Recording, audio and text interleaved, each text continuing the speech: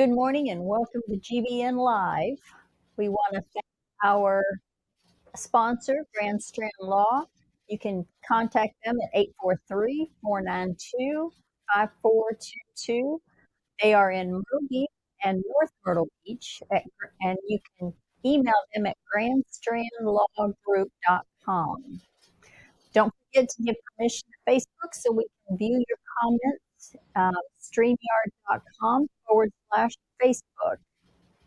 If you have any questions for GBN or today's guest, please type them in your comments and we will do our best to get them answered here on GBN Live. Today's guest is Craig Scharton, business coach, new revenue coach, Greenville Networking Success Chapter. We want to welcome you. Stay tuned. GBN Live is next.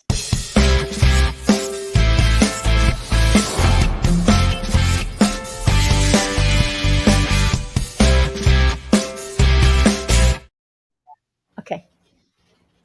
Well, today's guest is Craig Scharton, business coach for New Revenue Coaching, and he's out of the Greenville Networking Success Chapter. Welcome, Craig. How are you today? I'm doing great, Lori. How are you this morning? I'm good, thank you. So tell us a little bit about yourself, where you're originally from, a little bit about your family background. You bet. I was born and raised in Fresno, California, right in the agricultural center of California. And I was very active in my community, from elected official to economic development director, downtown property owner, downtown restaurant owner. I did all kinds of things, much like the people in Greenville and other cities have done to really turn their downtown around and support neighborhoods that needed help. So that's been my longtime passion. Cool.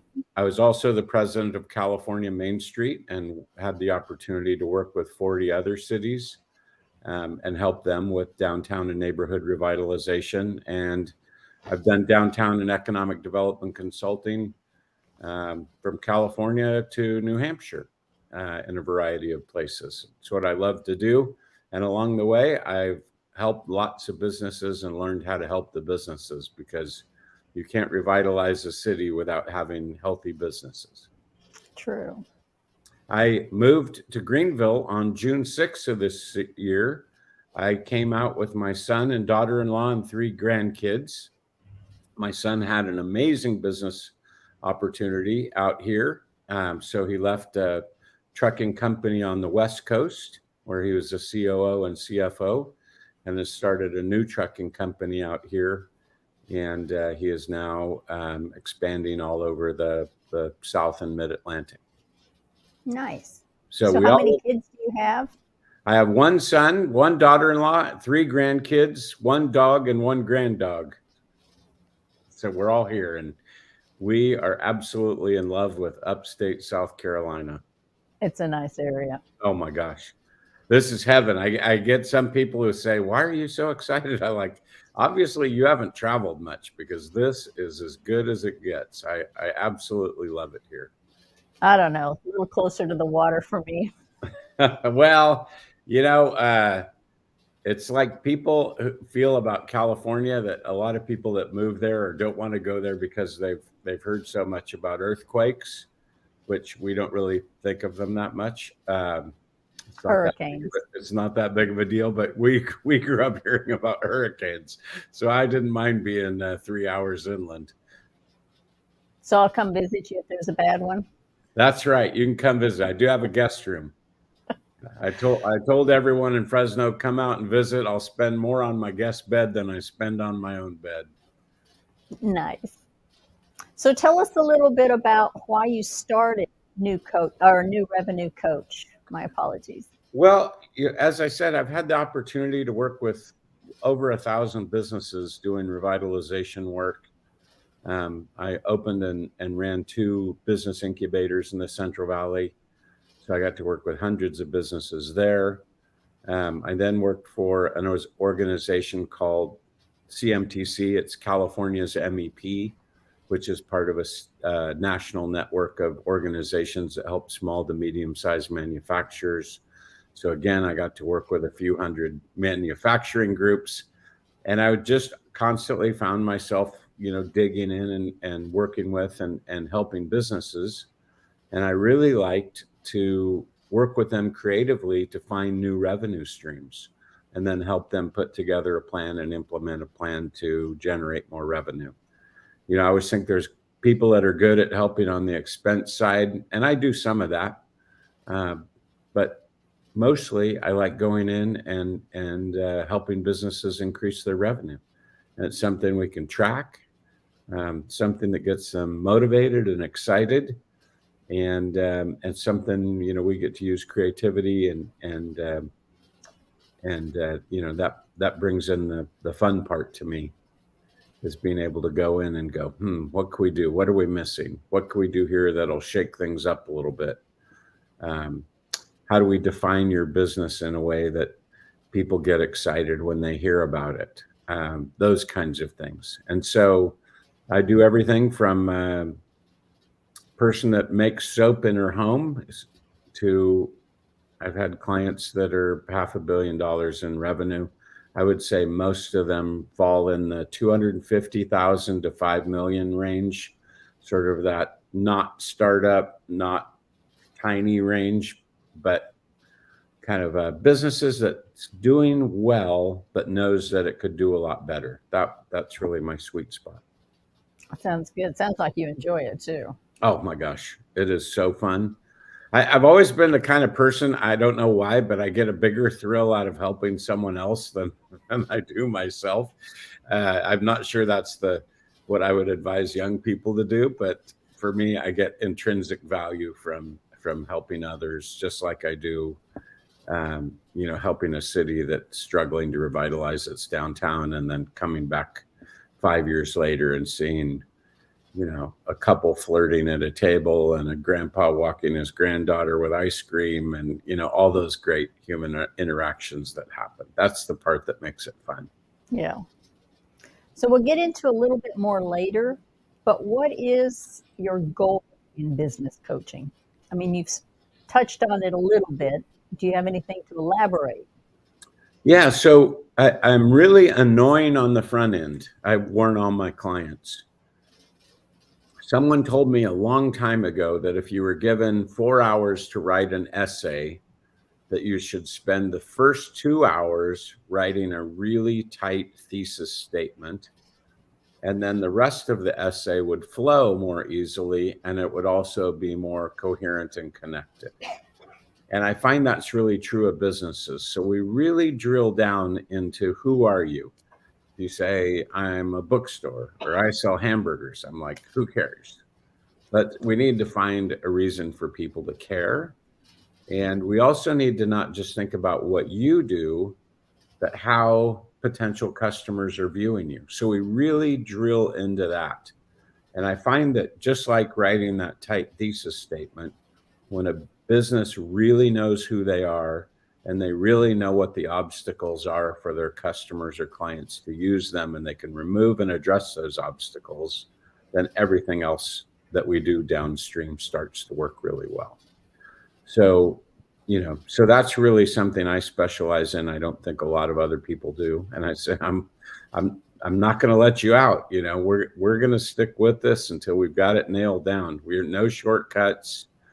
Sometimes they'll say, can we just pay you to do it? And I'm like, no, it doesn't work that way. You have to own this. And it's a lot more than a mission statement.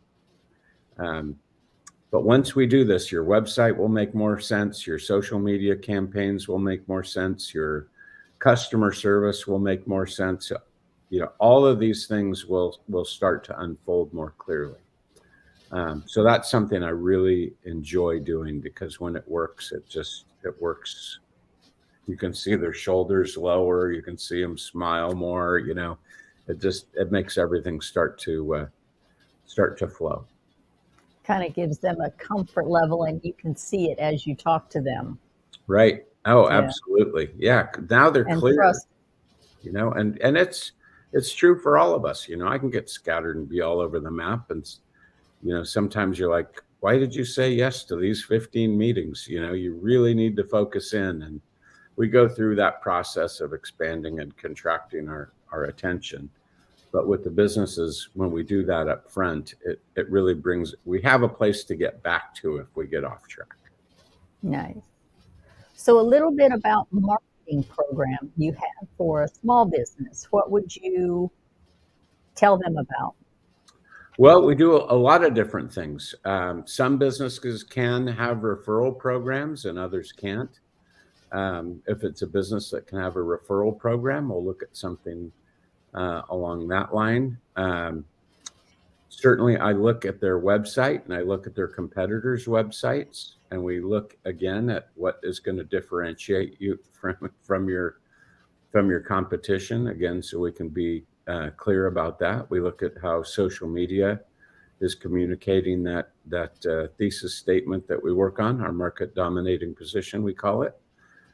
We look at creating offers for clients that really address all of their concerns up front.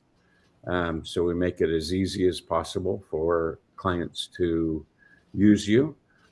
And every field, right now has some negativity attached to it, right? Some people don't like to go to the dentist because of, they're afraid. And other people have come out and said, I'm a painless dentist. You can come to me and not have to worry about that, right? So, I have a client that's a contractor. So, I went online and said, tell me everything you don't like about working about contractors. And boy, the idea is just, one person even said a contractor was doing a kitchen remodel and sealed their cat into the ceiling, so there were just like horror stories. And I showed them to my client and said, this is what people are thinking when you're saying, come use us. We'd love to remodel your bathroom. These are the things in their head, that they're dealing with. So we want to put together campaigns that are addressing those concerns up front so they can go, oh, I get it. They're not like that other contractor that didn't listen to me and thought they knew better and, blew me off when I had a suggestion.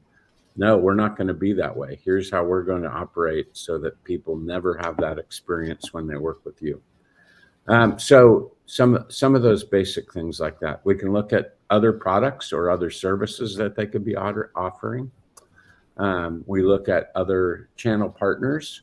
There might be other people that you could be partnering with, even sometimes unlikely partners. I worked with a wine store, and a new wine store opened down the street, and they were going at it. And so I talked with my client and said, I want you for 1 month when someone leaves your wine store to say, thanks for coming in today. Have you also tried the other wine store down the street? And he's like, are you kidding me? That is a lot. I go, 1 month. Trust me, 1 month. And he did that. And the reaction was surprise. People like, oh my gosh, I can't believe you do that. And then people thought, man, you're confident in your product, and it is so great that you're a good neighbor. And it completely changed the dynamic. Within a few months, those two wine shops were hosting events together, and they were getting the foot traffic flowing back and forth. So that's what I mean by sometimes doing the unconventional thing. So some of it's case-by-case basis. I have about 40 different things that I use for sort of a template of potential revenue opportunities that we kind of go through, but pretty quickly we can drill in and find out what's going to work. Sometimes because of my revitalization experience, it's a very small shop in a downtown that serves mostly office workers. And in that case, we say, your market is really about 1/8 to 1/4 of a mile around you. And every single person in that area, every one of those offices needs to know you're here. Because when they go on break, we want you to be top of mind. In another case, it's a manufacturer that's selling products all over the world. And it's going to be obviously a completely different strategy. And we might pull together a group of distributors or something like that. that we want to utilize sales channels through an existing distribution line. So it's a little bit dependent on what the industry is. Done a lot of things with restaurants, created a lot of events, in-store events. So if it's a retailer, we might do in-store events that are bringing foot traffic right through the store. It could be, you name it, anything from in-store wine tastings at the back of the store for, say, a high-end boutique. I've done sporting goods store doing a fly fishing demonstration out on the sidewalk in front of a store, getting the parking spaces closed and having people come and teach kids how to do fly casting in a pool right out in the middle of a downtown. So, I mean, you could be as creative and have as much fun as you want. The ultimate goal, it just depends. It's either revenue, sales, profits, for retail and restaurants, foot traffic. Just again, it's a little bit dependent on the individual client. I like that. So another subject, tell us a little bit about your one-on-one coaching as well as the weekly coaching groups. Give us a little brief scenario of each one, if you would. Yeah, I've been doing one-on-one coaching exclusively up to this point. I also have a contract with a local economic development organization called 10 at the Top, which focuses on the 10 counties in upstate South Carolina. So I'm doing a little bit of economic development consulting up here and putting together some industry clusters or affinity groups, which basically means similar businesses that can address their similar problems. And then I do the individual coaching. Back in Fresno, I was an entrepreneurship professor for 14 years, and I really liked teaching. So I made it my goal for 2023 to start group coaching. I'm just getting ready to launch that marketing material to get that going. But basically, it's going to be groups of up to 10 businesses. So a lot of CEO type groups have, they can have 30 or 40 businesses. I want to keep it small. They'll meet together once a week on Zoom. They'll also have a once a month one-on-one session with me. So it's a little bit of a hybrid where I'll be able to help them develop their plan. But in implementing it, they'll be doing it as a group. And I think it's going to be, frankly, I think it's going to be a little bit better than individual coaching. Don't tell my clients that, but I think I'll be migrating everyone that way because the businesses have so much to offer each other. Right. Can hold each other accountable in different ways. And they have ideas for each other. I think I'm really much more excited about this. The other thing is that it doesn't have to all just be me. If I have 10 people or I have 10 people groups, it's easy for me to go out and get a subject matter expert on taxes or HR updates or any number of things that the group might want extra support with. I've never felt like I have all the answers. I'm much more comfortable finding the best person. And with 10 people, that makes it worth it for a subject matter expert to come in and really give that extra information to the group. So I don't know exactly when I'll have it launch. It'll be toward the end of the month. Realistically, I'm thinking probably toward the first half of February. And for those folks, my first cohort, I'm going to do a half off because I'm going to say, you're going to be helping me as much as I'm going to be helping you. I have a developed curriculum, but just like anything else, when you launch it the first time, you're going to be tweaking it. And so my feeling was I'm going to be learning on you as you're going to be learning from me. So let's make this a partnership. I'll do a one-time deal where it's half off, and then everyone can benefit from this first group's experience as I launch a second or third cohort. Nice. Yeah, I'm very excited about it. Nice. So you can do kind of the whole state if everybody's online, but they're going to have to travel to you to do the one-on-one, or can they do that Zoom as well? We'll do it all Zoom. It'll be 100% Zoom. Unless I were to get like a group of 10 South Carolina manufacturers or something like that, where we had a cohort that was all the same business in the same region. But as for now, I can have clients really anywhere. I'm probably just the United States because of some of the subjects we'll deal with, like taxes and regulations and things like that. But I would envision that we'll have businesses from all over. So some great advice on your blog. One in particular I saw was the Kickstart Your Marketing article. Can you tell us a little bit about that? Yeah, well, a lot of what people do in marketing really is just contributing the same noise that they're getting from all of your competitors. And again, it goes back down to drilling down to what you really want to do and what you really want to say and how you're going to differentiate yourself and how it's going to matter. So one of the examples that, is used is if you're opening a daycare, what are you going to communicate? You're just a daycare. There are already daycares out there.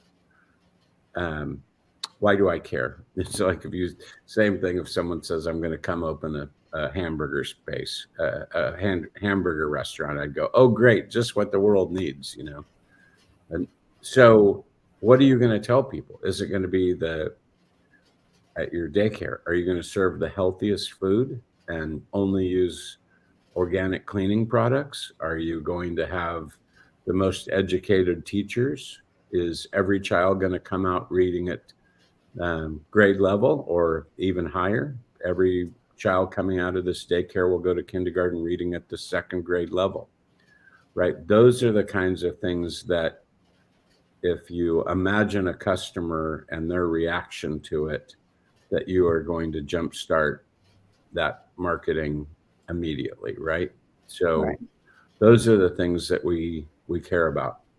And if it's not having that effect, if your website is just telling the same thing, I had one client that when I showed him the 3 or 4 other competitors' websites, he actually thought one of his competitors was stealing his content without realizing that really they all have the same boring content. They're all using the same boring words like high quality service. And, what does that mean?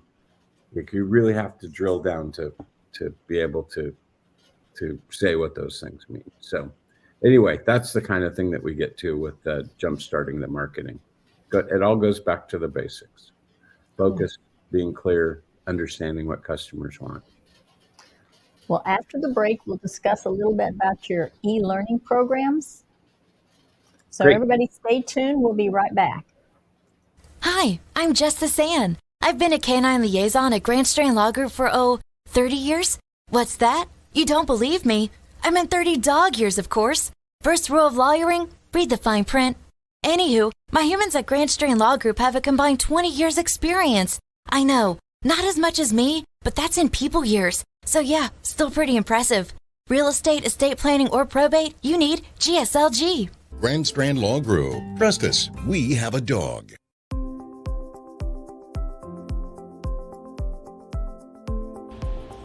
Great Business Networking grew out of the idea that by creating lasting friendships within the community, we can make the community even better.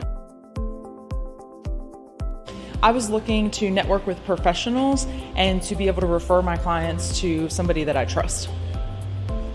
Well, it's really important to trust the members of the group because we really generate quality referrals, and to know somebody, be friends with them, and get that qualified referral is the key to success. It is networking, but it doesn't feel like networking, and that is important to me. I come to the meetings, I have fun, I make great connections, and I help grow my business.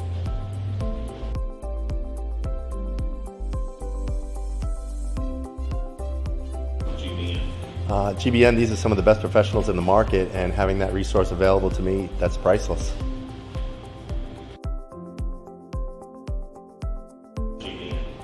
Well, GBN is a network of business professionals that build long-lasting friendships that will not only grow my business, will grow yours as well. That's what referral marketing is all about.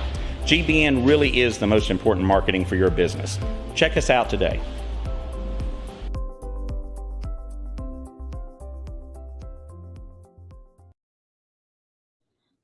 Okay, welcome back.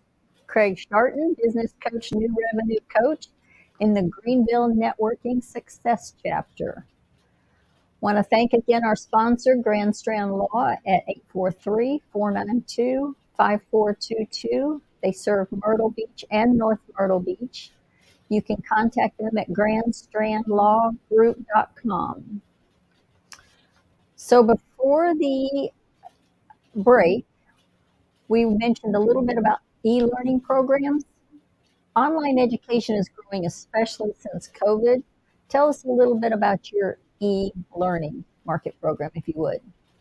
Well, when I was considering going back into business consulting and coaching, one of my hesitancies was I really wanted to have something backing up what I was doing, so I wasn't just flying solo as I had in the past.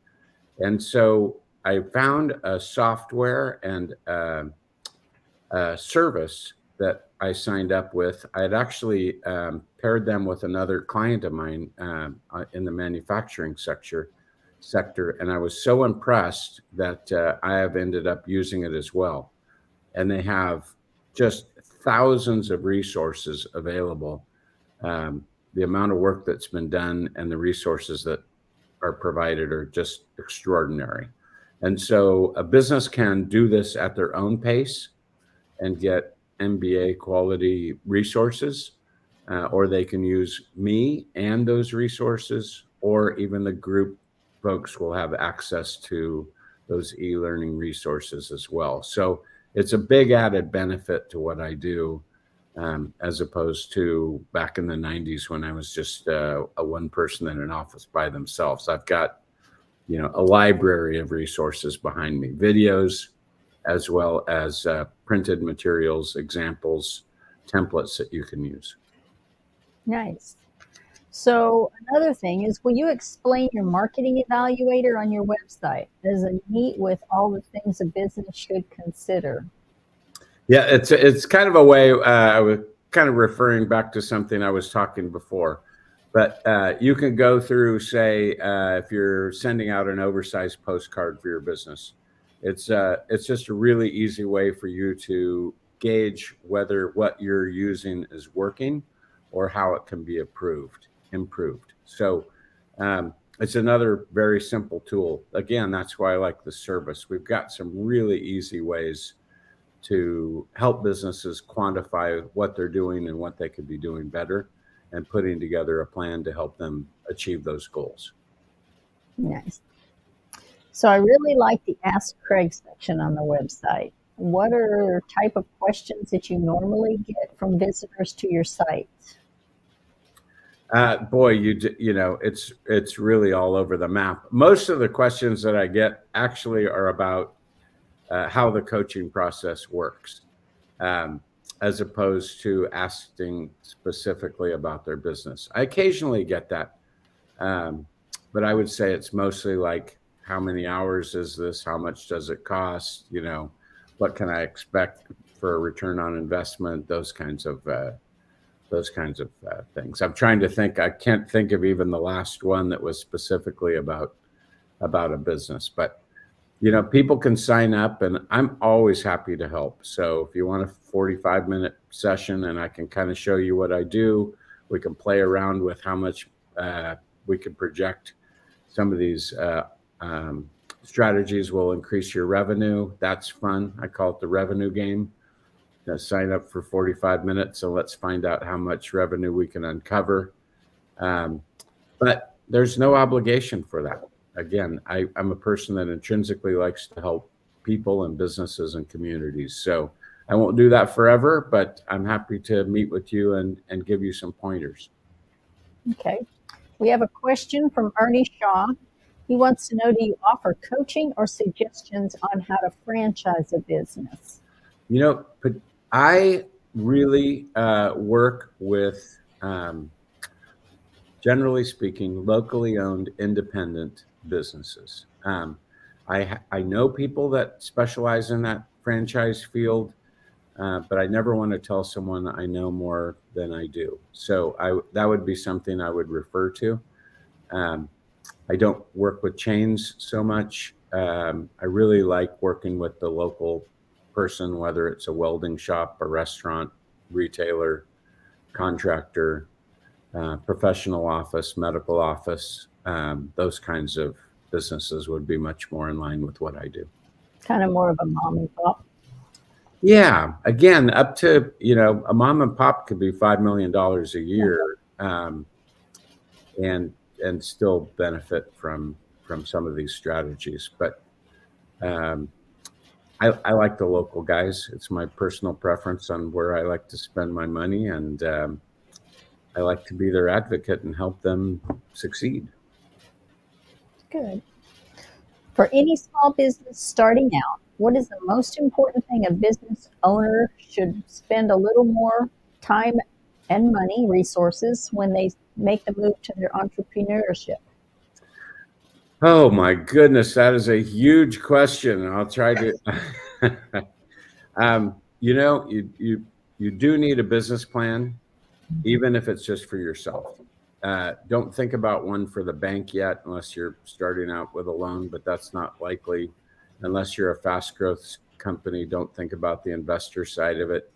Think about it for you, so that you have your roadmap and you have a sense of what milestones need to be, so you're not jumping from a well-paying job to a $2.65 an hour self-employment goal, unless you can afford that. So a little bit of realism needs to temper the dream, but there's still a risk, and there's still a need for people who are brave enough to make that jump. But you want to do it as intelligently as you can. That's always a good start. So thank you. To get in touch with you, your phone number is 559-281-9129, and your website is newrevenuecoach.com. Correct. Thank you. Yeah, and that's my cell phone, so you can call me or text me at that number. Okay. So before we go, can you tell us why referral marketing is so important to you, and specifically why you chose to be a member of GBN? I love GBN. I love my chapter. When I moved to Greenville, I said I was going to go to everything that I could go to in the first 4 months, and I chose GBN because it had really great energy, really friendly. You could tell that it was more than just passing business cards, that people really cared about each other. And as a person that likes to build community, that was very important to me. Nice. Well, thank you for joining us. We're not going to have an 11 o'clock show today, guys. Sorry. So we hope you have a good day. Thank you for being with us, and I'll be talking to you soon. Thanks, Lori. Thank you, Craig. Bye. Bye.